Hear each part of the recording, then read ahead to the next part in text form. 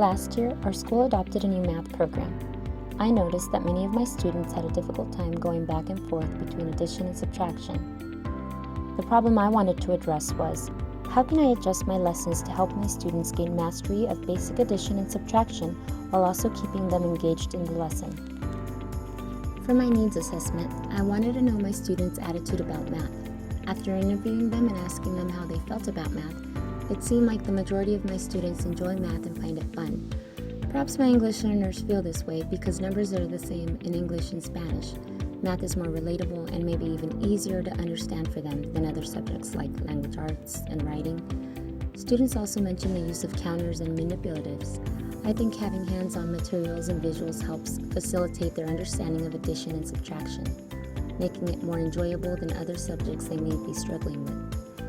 After going over the data, I found that most of the students felt comfortable and enjoyed math because it was something they felt they could do. Even my struggling students seemed to think math was fun. I believe this is largely due to the fact that they feel they understand it and are able to follow along with the aid of manipulatives and visuals. For my second question, I asked how they felt about using ST Math. They all seemed to think it was fun, and most of them seemed to think of it as a game. I think the idea of viewing math as a game makes it less threatening for my young students and helps them realize that it's okay to make mistakes, because if they keep trying, they will eventually figure it out. And in this case, they will continue moving on in the game. The theories I focused on were motivation and self-efficacy.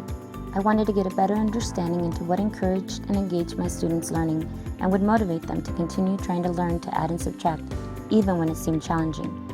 Motivation theory is a scientific word, used in order to signify the cause of our actions, desires, or needs.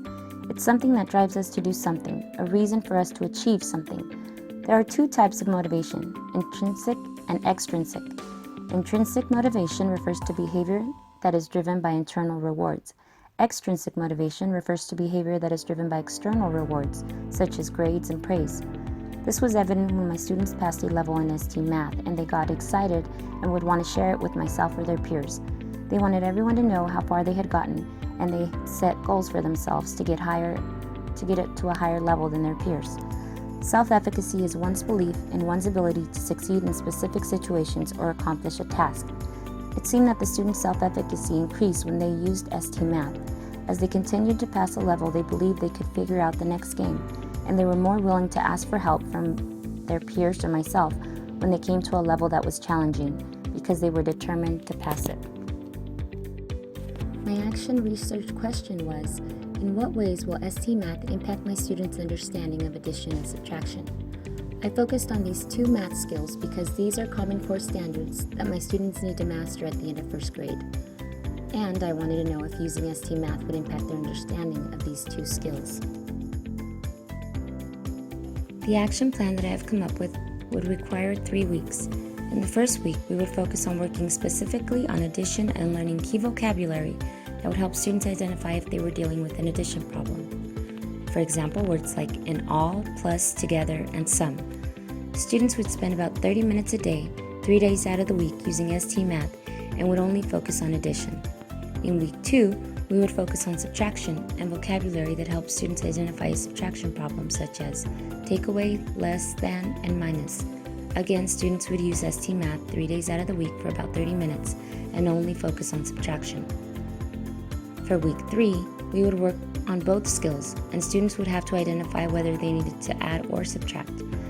ST Math would be used 3 days out of the week for 30 minutes, and this time they would try both addition and subtraction problems.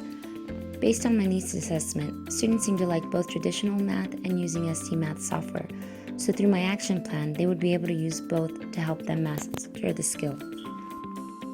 For my assessment plan, I intend to use the math test that we already have for measuring students' fluency in adding and subtracting numbers 1 through 10. I would use this assessment to conduct a pre-test and post-test at the end of each week. The pre-test on week 1 would be a timed addition test for adding numbers 1 through 10. Students would have 5 minutes to complete as much of the test as they could before using ST Math. Next, students would use the iPads to work on ST Math for 30 minutes. Immediately following, students would be given the same timed assessment for the post-test. I would do this on week 2 but focus on subtraction, and then on week 3, students would be assessed on both addition and subtraction, but would still be given 5 minutes to complete each assessment. Since it would be difficult to identify the impact ST Math would make on my challenge group, who might have already mastered adding and subtracting numbers 1 through 10, I would probably use the next assessment, which tests students on adding and subtracting numbers 10 through 20. Using the same assessment would help me measure growth, and timing them would also help me see the growth between the pre-test and the post-test performed on the same day. Through this process, I learned that in order to come up with an action plan, we need to be able to clearly identify what we want our students' learning goals to be. We also have to consider how we will measure the data and what type of data we are looking for. Will I be looking at a specific group? Do I want to know how ST Math impacts my English learners? Do the boys or the girls have a better understanding of addition or subtraction? Did my students make growth? If not, what do I need to change or modify to help them? Action research leads us to consider more questions about how we can continue to improve our practice and meet the needs of all of our students. Through my research, I began to realize that I really needed to focus on vocabulary, because in the past, after having taught addition and subtraction, some students had a difficult time transitioning from one skill to the other. For example, if the lesson covered subtraction but the review worksheet had both addition and subtraction, students would continue to subtract even when they saw the addition sign. This got me thinking that I don't need to just show them how to add and subtract, but I also really have to focus on vocabulary so that my students have a good understanding of when to use each skill. I really like that the action research helps us identify what we need to work on in our own classrooms, because even from year to year, things change. We get a different group of students, and again, we may need to modify our lessons.